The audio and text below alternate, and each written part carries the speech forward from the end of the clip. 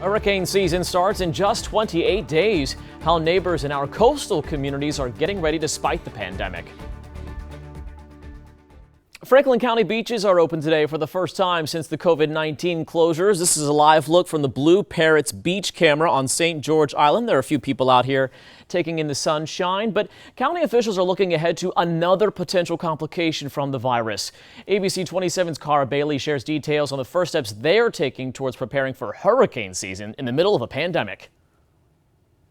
On this week, coastal communities across the state of Florida are getting ready to deal with what the Emergency Operations Center director here in Franklin County calls a tremendous undertaking. Pamela Brownell says the largest obstacle she and her team are working to tackle is making sure they have equipment to send with evacuees in the event of a major storm. This is a little different than what we normally deal with just, transporting people there and people going to that shelter.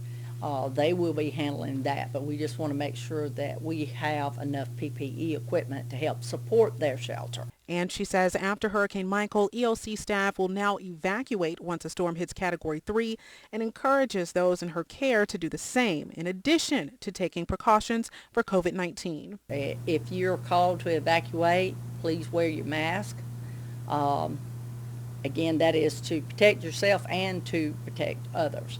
Use the same safety precautions for COVID-19 in the shelter as you would use out of the shelter. People we spoke with who live in the county say the best practice is common sense.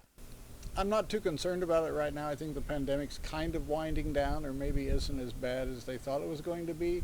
And I think you can still do social distancing as you evacuate and just stay away from people or wear a mask and use common sense. Still, officials say they're counting PPE with each new shipment and making sure sandbags are available at filling stations across the county. Each of these steps being taken to make sure that you and your family are safe and protected. In Franklin County, Cara Bailey, ABC 27.